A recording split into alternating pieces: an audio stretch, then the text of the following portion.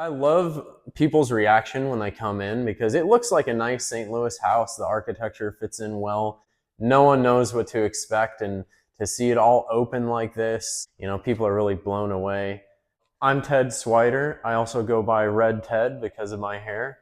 And right now we are sitting in my house. I like to call it the Lion's Lair.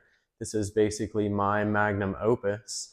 I've been working on it for 6 years and I finally completed it. When I was rehabbing my first house, I kind of learned as I went along the first time, and then I would realize throughout the process how I could be more creative next time. And on this house, I really wanted to kind of do my own style and throw out the whole like painted interiors with drywall and everything. I'm a big advocate of building honesty into things. So like what you see is what you get. All the structural components, all the mechanical components are all done like very neat and intentionally, very orderly, and there's just nothing to hide.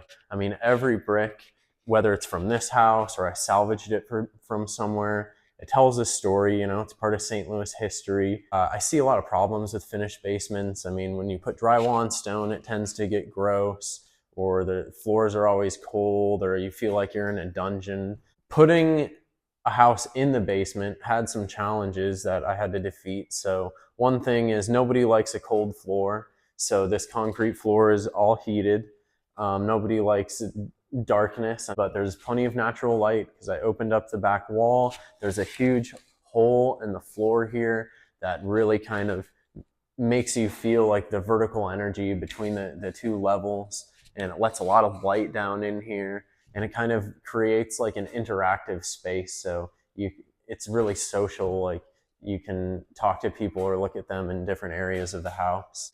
I always thought I would just buy kitchen cabinets, and I have like a sentimentality for wood that's usable. So I had a huge store of hardwood scraps from all over. A lot of this stuff's from Missouri, and I just decided to glue them all together, and I think it turned out really cool. I'm very satisfied with that. I'm glad I went the extra mile to do that.